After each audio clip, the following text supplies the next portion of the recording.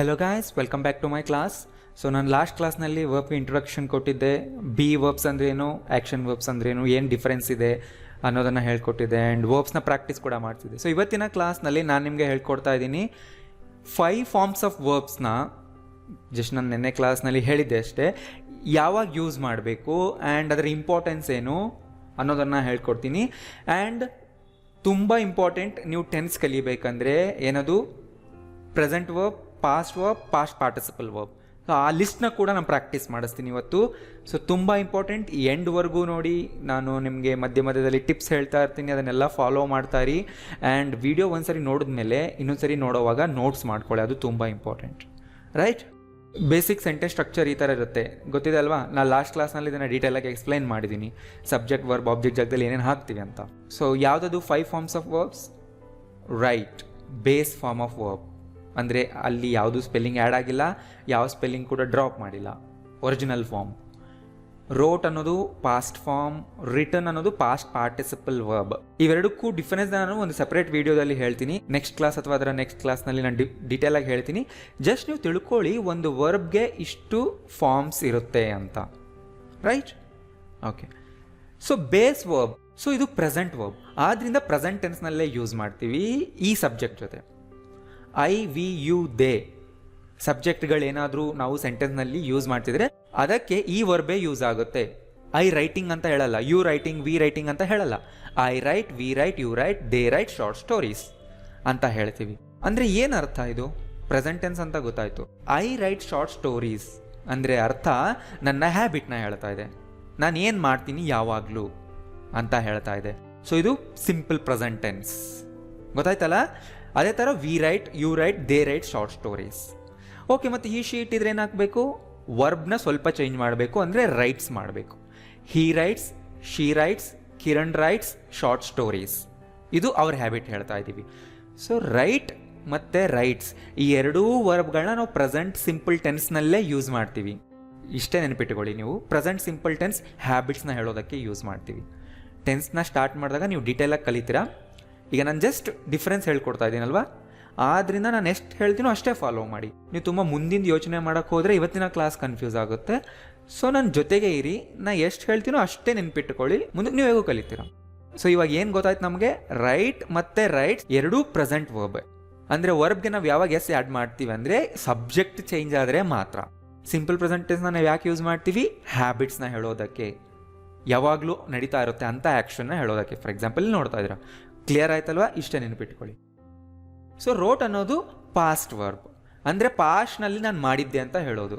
For example ನೋಡಿ, I wrote short stories ಅಂದರೆ ಅರ್ಥ ನಾನು ಶಾರ್ಟ್ ಸ್ಟೋರೀಸ್ನ ಬರೆದಿದ್ದೆ. ಯಾವಾಗ? ಯಾವಾಗಲಾದರೂ ಆಗಿರ್ಬೋದು, ನಿನ್ನೆ ಆಗಿರ್ಬೋದು, ಲಾಸ್ಟ್ ವೀಕ್, ಯಾವಾಗಲಾದರೂ ಆಗಿರ್ಬೋದು.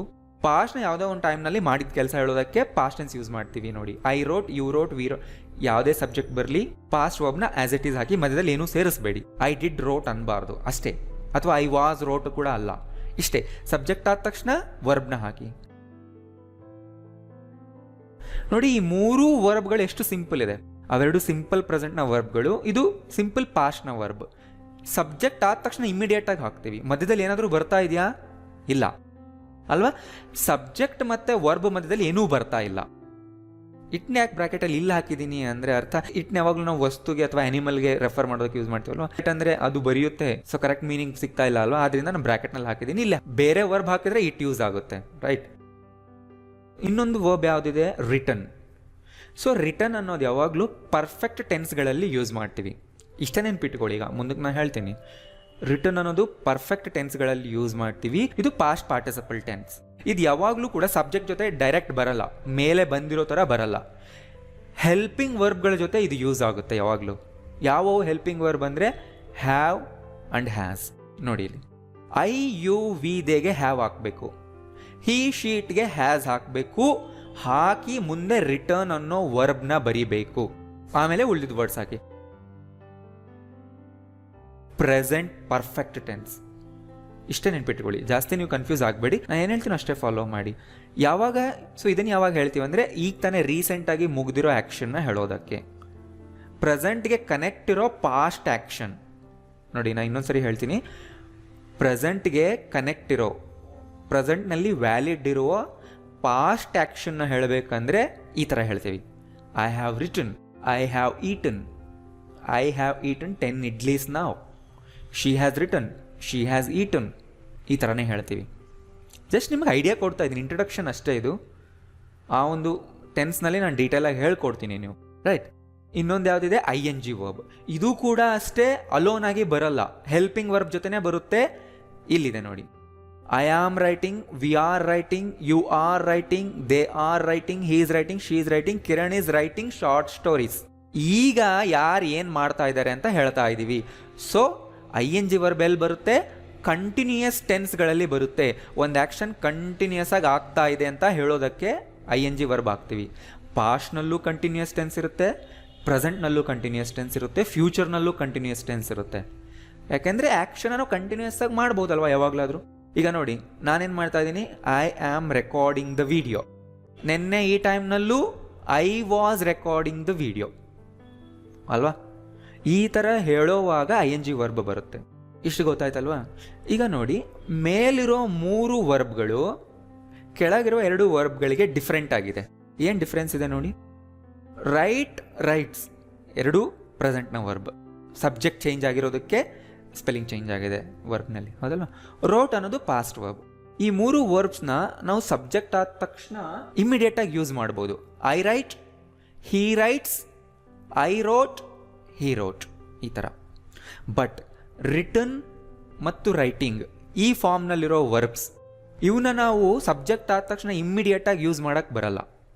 ಮಧ್ಯದಲ್ಲಿ ಒಂದು ಎಕ್ಸ್ಟ್ರಾ ವರ್ಡ್ ಇರಬೇಕು. Have, has, is, am, are. Okay, ನಾವು ಅಲ್ಲಿ ಕಲ್ತಿದ್ವಲ್ಲ is, am, are. So is, am, are ಅಲ್ಲಿ ಮೇನ್ ವರ್ಬ್, ಇಲ್ಲಿ ಹೆಲ್ಪಿಂಗ್ ವರ್ಬ್. ಗೊತ್ತಾಯ್ತಲ್ವಾ, ಇಷ್ಟ ನೆನ್ಪಿಟ್ಕೊಳ್ಳಿ.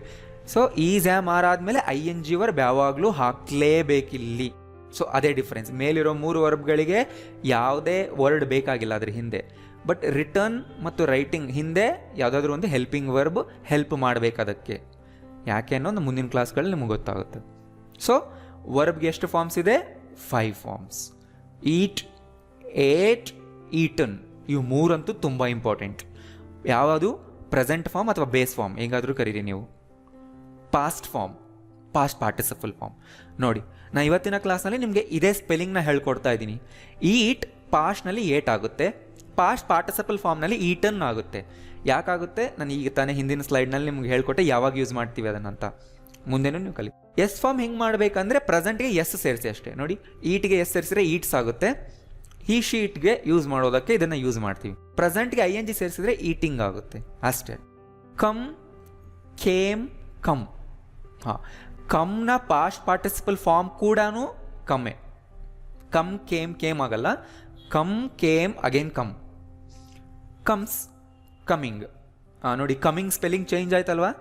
COMEING ಅಲ್ಲ, ಲಾಸ್ಟ್ನಲ್ಲಿ ಇ ಬಂದರೆ ಡ್ರಾಪ್ ಮಾಡಬೇಕು. ಇನ ಕ್ಯಾನ್ಸಲ್ ಮಾಡಿ ING ಸೇರಿಸಬೇಕು. Work, worked, worked. ನೋಡಿ, ಇಲ್ಲಿ ರೆಗ್ಯುಲರ್ ಆಗಿದೆ. ಇಡಿ ಸೇರಿಸಿದ್ರೆ ಆಯಿತು. ಇಂಗ್ಲೀಷ್ನಲ್ಲಿ ಬಹಳಷ್ಟು ವರ್ಬ್ಸ್ನ ನೀವು ಪಾಸ್ಟ್ ಪಾರ್ಟಿಸಿಪಲ್ನಲ್ಲಿ ಬರೀಬೇಕಂದ್ರೆ ಜಸ್ಟ್ ಇಡಿ ಸೇರಿಸಿದ್ರೆ ಮುಗೀತು. ಆ ಲಿಸ್ಟ್ನ ನಾನು ನೆಕ್ಸ್ಟ್ ಕ್ಲಾಸ್ನಲ್ಲಿ ಕೊಡ್ತೀನಿ. Works, working, right. Next walk, walked, walked. KED ಇಂದ ಎಂಡ್ ಆದರೆ ಯಾವುದಾದ್ರೂ ವರ್ಡ್ ತಗೊಳ್ಳಿ. KED ಇಂದ ಎಂಡ್ ಆದರೆ ಟಿ ಸೌಂಡ್ ರೀತಿ ನಾವು ಅದನ್ನು ಪ್ರೊನೌನ್ಸ್ ಮಾಡಬೇಕು. ವರ್ಕ್ಡ್, ವಾಕ್ಡ್ ಆ ರೀತಿ ಅಲ್ಲ. ವಾಕ್ಡ್, ವಾಕ್ಡ್ ಈ ಥರ ಹೇಳಬೇಕು. ವಾಕ್ಡ್ ಅನ್ನೋದಕ್ಕಿಂತ ವಾಕ್ಡ್ ಅಂತ ಹೇಳಿ. ವರ್ಕ್ಡ್ ಅನ್ನೋದಕ್ಕಿಂತ ವರ್ಕ್ಡ್ ಅಂತ ಹೇಳಿ. ಕುಕ್ಡ್, ಬುಕ್ಡ್ ಈ ಥರ ಹೇಳಿ. ಟಿ ಸೌಂಡ್ ಬರೋ ಥರ ಪ್ರೊನೌನ್ಸ್ ಮಾಡಿದ್ರೆ ಅದರ ಪ್ರಾಪರ್ ಪ್ರೊನೌನ್ಸಿಯೇಷನ್ ಆಗುತ್ತೆ. ನಿಮ್ಗೆ ಅನ್ನಿಸ್ಬೋದು ಏನಾಗುತ್ತೆ, ವಾಕ್ಡ್, ವರ್ಕ್ಡ್ ಅಂದರೆ ಏನೂ ತಪ್ಪಿಲ್ಲ ಆ ಥರನೂ ಅನ್ಬೋದು. ಯಾಕೆಂದರೆ ನಾವು ಇಂಡಿಯನ್ಸ್ ಅದೇ ಥರನೇ ಪ್ರೊನೌನ್ಸ್ ಮಾಡ್ತೀವಿ, ಅದರಲ್ಲಿ ಏನು ತಪ್ಪಿಲ್ಲ. ನಾ ಏನು ಹೇಳಿದೆ ಅಂದರೆ ಅದರ ಆ್ಯಕ್ಚುಯಲ್ ಪ್ರೊನೌನ್ಸಿಯೇಷನ್ ನೇಟಿವ್ ಸ್ಪೀಕರ್ಸ್ ಯಾವ ರೀತಿ ಹೇಳ್ತಾರೆ ಅನ್ನೋದು ಹೇಳಿದೆ. ನಿಮ್ಮ ಕನ್ವೀನಿಯನ್ಸ್ ನೀವು ಯಾವುದಾದ್ರೂ ಯೂಸ್ ಮಾಡಿ. Walks, walking. Play, played, played. Plays, playing. Sleep, slept, slept. Sleeps, sleeping, right. So ವರ್ಬ್ಗೆ ಈ 5 ಫಾರ್ಮ್ನ ತಿಳ್ಕೊಳ್ಳೋದು ತುಂಬ ಇಂಪಾರ್ಟೆಂಟ್. ಯಾಕೆ 5 ಫಾರ್ಮ್ಸ್ನ ನಾವು ಕಲಿಬೇಕು? ಯಾಕೆಂದರೆ ಇಂಗ್ಲೀಷ್ನಲ್ಲಿ 12 ಟೆನ್ಸ್ ಇದೆ. ಪ್ರೆಸೆಂಟ್ನಲ್ಲಿ 4 ಟೆನ್ಸ್ಗಳಿದೆ, ಪಾಸ್ಟ್ನಲ್ಲೂ 4 ಟೆನ್ಸ್ ಇದೆ, ಫ್ಯೂಚರ್ನಲ್ಲೂ 4 ಟೆನ್ಸ್ ಇದೆ. ಈ ಎಲ್ಲ ಟೆನ್ಸ್ಗಳಲ್ಲಿ ಕರೆಕ್ಟಾಗಿ ನಾವು ಸೆಂಟೆನ್ಸ್ ಮಾಡಬೇಕಂದ್ರೆ ನಿಮಗೆ ಈ 5 ವರ್ಬ್ನ ಈ 5 ಫಾರ್ಮ್ 5 ಸ್ಪೆಲ್ಲಿಂಗ್ ಕೂಡ ಬರಬೇಕು. ನಾನಿವತ್ತು ಕೊಡೋ ಲಿಸ್ಟ್ನಲ್ಲಿರೋ ವರ್ಬ್ಗಳನ್ನ ಅಷ್ಟೇ ಕಲ್ತ್ರೆ ಸಾಕು, ನೀವು ಇಂಗ್ಲೀಷ್ನಲ್ಲಿ ಫ್ಲೂಯೆಂಟಾಗಿ ಮಾತಾಡ್ಬೋದು. ನಾನು ಎಷ್ಟು ಲಿಸ್ಟ್ ಕೊಡ್ತೀನೋ ಅಷ್ಟೇ ಕಲ್ತ್ಕೊಳ್ಳಿ. ಮುಂದೆ ನಾನು ಬರೋ ಎಲ್ಲ ಕ್ಲಾಸ್ಗಳು ನೋಡೋದಕ್ಕೂ ಅದು ಹೆಲ್ಪ್ ಆಗುತ್ತೆ. ಅದೆಲ್ಲ ಮುಗಿದ್ಮೇಲೆ ನಾನು ಅಡ್ವಾನ್ಸ್ ಲೆವೆಲ್ ವರ್ಬ್ಸ್ನ ಕೊಡ್ತೀನಿ, ಆಗ ಅದನ್ನು ಕಲ್ತ್ಕೊಳ್ಳಿ. ರೈಟ್, ಅಷ್ಟೇ. ಸೊ ಈ 5 ಫಾರ್ಮ್ಸ್ನಲ್ಲಿ ನಮಗೆ ಇಂಪಾರ್ಟೆಂಟ್ ಇವು 3 forms, present, past and past participle. ಇದರ ಸ್ಪೆಲ್ಲಿಂಗ್ ನಾವು ಕಲ್ತ್ಕೊಳ್ಳಬೇಕು, ಯಾಕಂದರೆ ಈ ಸ್ಪೆಲ್ಲಿಂಗ್ ಚೇಂಜ್ ಆಗೋದು ಇಲ್ಲೇ ಅಲ್ವಾ. ಸೊ ನಮ್ಗೆ ಏನೇನು ನೆನಪಿರಬೇಕು? Right, wrote, return. ಈ ಫಾರ್ಮ್ನಲ್ಲಿ 3 ನೆನ್ಪಿಟ್ಕೊಳ್ಳಿ. ಸೊ ಇದು ನೆನ್ಪಿಟ್ಕೊಳ್ಳೋಕೆ ನಾನು ಶಾರ್ಟ್ ಫಾರ್ಮ್ಸ್ ಕೊಡ್ತೀನಿ. V1, V2, V3. V1 ಅಂದರೆ ವರ್ಬ್ನ ಫಸ್ಟ್ ಫಾರ್ಮ್ ಅಂದರೆ ಪ್ರೆಸೆಂಟ್ ವರ್ಬ್. V2 ಅಂದರೆ ವರ್ಬ್ನ ಸೆಕೆಂಡ್ ಫಾರ್ಮ್ ಅಂದರೆ ಪಾಸ್ಟ್ ವರ್ಬ್. V3 ಅಂದರೆ ಪಾಸ್ಟ್ ಪಾರ್ಟಿಸಿಪಲ್. ರೈಟ್, ಗೊತ್ತಾಯ್ತಲ್ಲ? ಇಷ್ಟು ನೆನ್ಪಿಟ್ಕೊಳ್ಳಿ, ತುಂಬ ಇಂಪಾರ್ಟೆಂಟ್. V1, V2, V3. ಮುಂದೆ ನಾನು ಟೆನ್ಸ್ಗಳು ಹೇಳುವಾಗ ಫಾರ್ಮುಲಾ ಹೇಳ್ಕೊಡ್ತೀನಿ. ಇಲ್ಲಿ V2 ಹಾಕಬೇಕು, ಇಲ್ಲಿ V1 ಹಾಕಬೇಕು. ನೆಗೆಟಿವ್ನಲ್ಲಿ V2 ಬರಲ್ಲ, V1 ಬರುತ್ತೆ ಅಂತ ಎಲ್ಲೋ ಒಂದು ಕಡೆ ಫಾರ್ಮುಲಾ ಹೇಳ್ತೀನಿ. ಆಗ ನೀವು ಕನ್ಫ್ಯೂಸ್ ಆಗಬಾರ್ದು, ಏನಿದು V2 ಅಂದರೆ, V1 ಅಂದರೆ ಏನು ಅಂತ ನೀವು ಅಲ್ಲಿ ಕನ್ಫ್ಯೂಸ್ ಆಗಬಾರ್ದು. ಅದಕ್ಕೆ ಇಲ್ಲೇ ಚೆನ್ನಾಗಿ ಕಲ್ತ್ಕೋಬೇಕು, ಯಾಕಂದರೆ ಅಲ್ಲಿ ಕ್ಲಾಸ್ ಫಾಸ್ಟ್ ಆಗಬೇಕಲ್ವಾ, ಬೇಗ ನೀವು ಎಲ್ಲ ಕಲಿಬೇಕಲ್ವಾ. ಆದ್ದರಿಂದ ಇಂಟ್ರಡಕ್ಷನ್ ಕ್ಲಾಸ್ನ ಸೀರಿಯಸ್ ಆಗಿ ತೊಗೊಂಡು ಇಲ್ಲೇ ಎಲ್ಲ ಕಲಿಬೇಕು. So V1, V2, V3 symbols ಅಷ್ಟೇ, ಸುಮ್ಮನೆ ನಿಮ್ಗೆ ನೆನ್ಪಿಟ್ಕೊಳ್ಳೋದಕ್ಕೆ, ಗ್ರಾಮರ್ ಕಲಿಯೋವಾಗ ಹೆಲ್ಪ್ ಆಗಲಿ ಅಂತ. ಓಕೆ, ನಾನೀಗ ಲಿಸ್ಟ್ ಹೇಳ್ತೀನಿ, ಪ್ರೊನೌನ್ಸಿಯೇಷನ್ನ ಕೂಡ ಅಬ್ಸರ್ವ್ ಮಾಡಿ. ಬಿಗಿನರ್ಸ್ ಯಾರು ಇರ್ತೀರಾ, ನಿಮ್ಗೆ ಯಾರಿಗೆ ಕಷ್ಟ ಆಗ್ತಿದೆ ಅಂತ ನೀವು ಅನ್ಕೊತಿದ್ದೀರಾ, ಪ್ರೊನೌನ್ಸಿಯೇಷನ್ ಮೇಲೆ ಫೋಕಸ್ ಮಾಡಿ, ನಾನು ಹೇಗೆ ಓದ್ತೀನಿ ಅಂತ. ರೈಟ್, ನೋಡಿ, ಅವೇಕ್, ಅವೋಕ್, ಅವೋಕನ್. ಸೊ ಅವೇಕ್ ಅನ್ನೋದು V1, ಅವೋಕ್ V2, ಅವೋಕನ್ V3. 3 ಇಂಪಾರ್ಟೆಂಟ್. ಇನ್ನು SING ಸಿಂಪಲ್ ಅಲ್ವಾ, ಅವೇಕ್ಸ್ಗೆ S ಸೇರಿಸಿ, ಅವೇಕಿಂಗ್ ING ಸೇರಿಸಿ, ಈ ಕ್ಯಾನ್ಸಲ್ ಮಾಡಿಬಿಟ್ಟು. ಬಿ ಅಂದರೆ ಇರು. ಇದ್ರ ಪ್ರೆಸೆಂಟ್ನಲ್ಲಿ ಇನ್ನೂ 3 ಫಾರ್ಮ್ಸ್ ಇದೆ. ಪ್ರೆಸೆಂಟ್ನಲ್ಲೇ 3 ಬರುತ್ತೆ. ಯಾವುದದು? Is, am, are. ಪಾಸ್ಟ್ ಏನಾಗುತ್ತೆ? Was, were. Past participle been. Beat, beat, beaten. ನೋಡಿ, ಬೀಟ್ನ ಪಾಸ್ಟ್ ಫಾರ್ಮ್ ಕೂಡ ಬೀಟೆ. ಸ್ಪೆಲ್ಲಿಂಗ್ ಚೇಂಜ್ ಇಲ್ಲ, ಪ್ರೊನೌನ್ಸಿಯೇಷನ್ ಚೇಂಜ್ ಇಲ್ಲ. ಐ ಬೀಟ್ ಯು ಅಂದರೆ ನಾನು ನಿನಗೆ ಹೊಡಿತೀನಿ. ಹೀ ಬೀಟ್ ಮೀ, ಅವನು ನನಗೆ ಹೊಡೆದ. Become, became, become. ಸ್ಪೆಲ್ಲಿಂಗ್ ಮತ್ತೆ ನೋಡಿ ಚೇಂಜ್ ಆಗಿದೆ. ತುಂಬ ವರ್ಬ್ಗಳಿಗೆ ಪಾಸ್ಟ್ ಪಾರ್ಟಿಸಿಪಲ್ನಲ್ಲಿ ಸೇಮ್ ಫಾರ್ಮ್ ಇರುತ್ತೆ, ಪ್ರೆಸೆಂಟ್ ಫಾರ್ಮೇ ಇರುತ್ತೆ. ಯಾವ್ಯಾವುದು ನೋಡಿ ನೀವೇ. Begin, began, begun. Bend, bent, bent. Bite, bit, bitten. Bleed, bled, bled. Blow, blew, blown. Right. So ನೀವು ಇವತ್ತು ಕುತ್ಕೊಂಡು ಏನು ಮಾಡಬೇಕು ಅಂದರೆ ನಾನು ಕೊಡೋ ಅಷ್ಟು ವರ್ಬ್ಸ್ನ ಎಲ್ಲ ಫಾರ್ಮ್ನ ಚೆನ್ನಾಗಿ ಪ್ರಾಕ್ಟೀಸ್ ಮಾಡಿ, ಓದಿ ಓದಿ ಓದಿ ಚೆನ್ನಾಗಿ ಪ್ರಾಕ್ಟೀಸ್ ಮಾಡಬೇಕು ನೀವು. ಇವತ್ತೇ ಮಾಡಬೇಕು ನೀವು.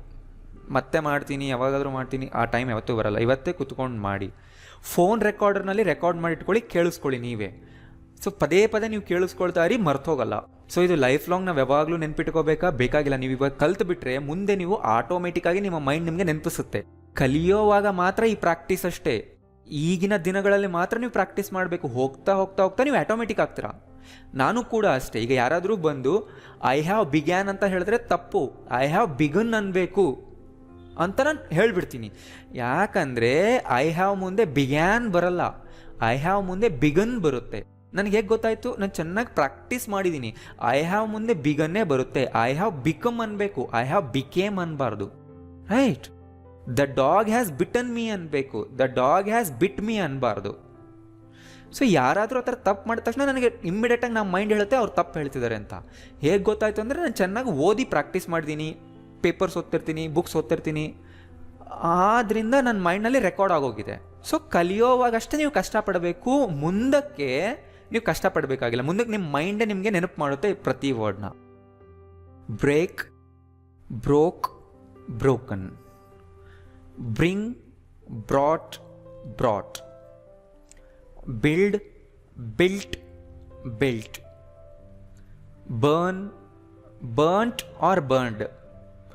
ಬರ್ಂಟ್ ಆರ್ ಬರ್ನ್ಡ್ ಎರಡೂ ಸ್ಪೆಲ್ಲಿಂಗ್ ಯೂಸೇಜ್ನಲ್ಲಿದೆ. American spelling and England spelling ಅಷ್ಟೇ ಚೇಂಜ್ ಆಗುತ್ತಲ್ಲಿ. ಏನು ಡಿಫ್ರೆನ್ಸ್ ಇದೆ ಅಂತ ನಾನು ಮುಂದಿನ ಕ್ಲಾಸ್ನಲ್ಲಿ ನಿಮ್ಗೆ ಹೇಳ್ಕೊಡ್ತೀನಿ. Buy, bought, bought. ಸೊ ನೋಡಿ, bring, brought, brought, buy, bought, bought ಇದನ್ನೆಲ್ಲ ಓದಿ ನೀವು ಪ್ರಾಕ್ಟೀಸ್ ಮಾಡಿದ್ರೆ ಮಾತ್ರ ನೆನಪಿರುತ್ತೆ, ಇಲ್ಲಾಂದ್ರೆ ನೀವು ಬರೆಯೋವಾಗ ಕನ್ಫ್ಯೂಸ್ ಮಾಡಿ ಏನೇನೋ ಬರೆದು ಬಿಡ್ತೀರಾ. ಚೆನ್ನಾಗಿ ಕುತ್ಕೊಂಡು ಇವತ್ತು ಓದಿ ಪ್ರಾಕ್ಟೀಸ್ ಮಾಡಿ. ಬುಕ್ನಲ್ಲಿ ಲಿಸ್ಟ್ ಮಾಡ್ಕೊಳ್ಳಿ. ಆಮೇಲೆ catch, caught, caught, choose, chose, chosen. ಇದೇ ಥರ ಲೈನ್ ವೈಸ್ ಓದ್ಕೊಂಡು ಹೋಗಿ ನೀವು. Come, came, come. Cost, cost, cost. No spelling change.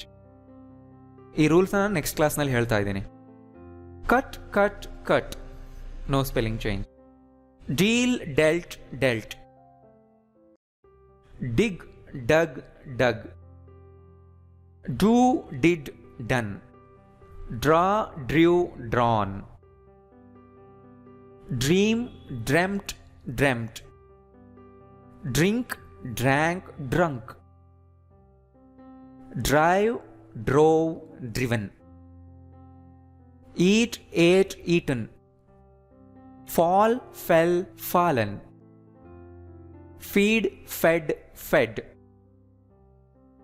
Feel, felt, felt. Fight, fought, fought. Find, found, found. Fly, flew, flown.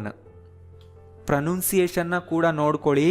ನೀವು ಬೇಕಿದ್ರೆ ಪ್ರೊನೌನ್ಸಿಯೇಷನ್ನ ಕನ್ನಡದಲ್ಲಿ ಬರ್ಕೊಳ್ಳಿ. ಆಮೇಲೆ ನಾನು ಹೇಗೆ ಹೇಳಿದೆ, ಫ್ಲೈ, ಫ್ಲ್ಯೂ, ಫ್ಲೋನ್ ಬರ್ಕೊಳ್ಳಿ. Forget, forgot, forgotten.